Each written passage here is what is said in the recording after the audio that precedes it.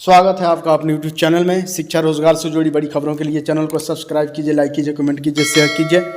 NIOS से 18 माह का डीएलएड वैध डिप्लोमा।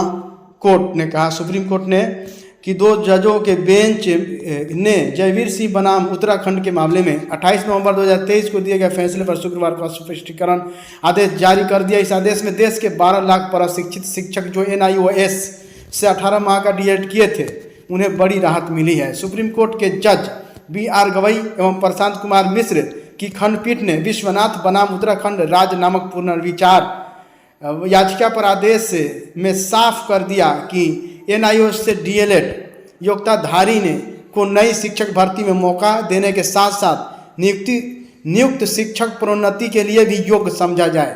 सुप्रीम कोर्ट के एनआईओएस डिप्लोमा का पक्ष रखने वाले वरिष्ठ AOR मनदीप कालरा ने आदेश पर खुशी जाहिर करते हुए कहा कि इस आदेश से देश के डिप्लोमा धारियों के नई शिक्षक भर्ती में शामिल होने का अवसर प्राप्त हो गया है। सुप्रीम कोर्ट में इन न्यायिक संघर्ष में बड़ी भूमिका निभाने वाले विश्वनाथ कुमुद कांत पांडे, आदर्श श्रीवास्तव, अनिल कन्याल ने भी जीत करार दिया है। अब एनआईओएस 18 महीना का जो डीएलएड होता था उसको सरकार जो है बीपीएससी वाला जो TR1 एग्जाम हुआ था उसमें भी हटा दिया गया था उसको।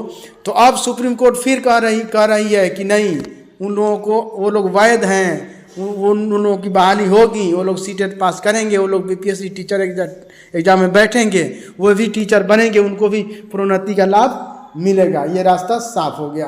अब परीक्षा का कोई समय फिक्स नहीं। आने वाली वैकेंसी को देखते हुए परीक्षा की तिथि की होगी घोषणा। बिहार बोर्ड के वार्षिक कैलेंडर से भी हटा दी गई STET परीक्षा। पिछले साल की गई थी शामिल, मतलब साल में 2 बार स्टेट का एग्जाम होना था, secondary senior secondary teacher eligibility test, है ना। तो माध्यमिक उच्चतर माध्यमिक शिक्षक पात्रता परीक्षा, तो ये हाई स्कूल और +2 के शिक्षक पात्रता परीक्षा इन लोगों के लिए होता है। और पास होने के बाद बीएड वाले लोग इसमें बैठते हैं, जो बीएड कंप्लीट होते हैं। पास होने के बाद फिर इनको बीपीएससी एग्जाम देना होगा, तब वो टीचर बनेंगे। तो इसका कैलेंडर एक जारी किया गया था के पाठक के ज़माने में कि साल में 2 बार ये स्टेट का एग्ज़ाम होगा। लेकिन अब आनंद किशोर इसके अध्यक्ष, बिहार विद्यालय परीक्षा समिति के अध्यक्ष, उनका कहना है कि नहीं, साल में 2 बार अब ये एग्ज़ाम नहीं लिया जाएगा, इसलिए कि वैकेंसी के हिसाब से एग्ज़ाम लिया जाएगा। ऐसे एग्ज़ाम लिया जाए तो बहुत सारे लोग पास होकर बैठ जाएंगे, फिर उसके बाद वो लोग हाला करेंगे कि हमको भाई नौकरी दीजिए, हम पास करके बैठे हैं। इसलिए इसको अब साल में 2 बार इस एग्ज़ाम को स्टेट को नहीं लिया जाएगा।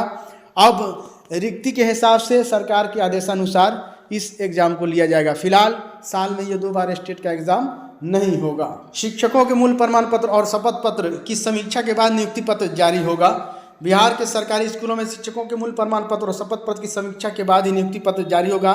इसको लेकर माध्यमिक शिक्षा निदेशक योगेंद्र सिंह ने सभी जिलों के DO को निर्देश दिया है। जानकारी के मुताबिक साइबर कैफे की वजह से आवेदन के दौरान बीपीएससी शिक्षकों का नाम, पता, उम्र, आधार नंबर सहित अन्य गलतियां हुई हैं। इस कारण नियुक्ति पत्र में गलतियां हो रही है। साथ ही शिक्षक कोष के सेवा पुस्तिका आदि जगहों पर भी नाम, पता आदि गलत जानकारी अंकित हो गई है। उन्होंने कहा कि DO मूल प्रमाण पत्र के साथ कार्यपालक दंडाधिकारी द्वारा प्राप्त शपथ पत्र की समीक्षा करने के बाद ही नियुक्ति पत्र दें।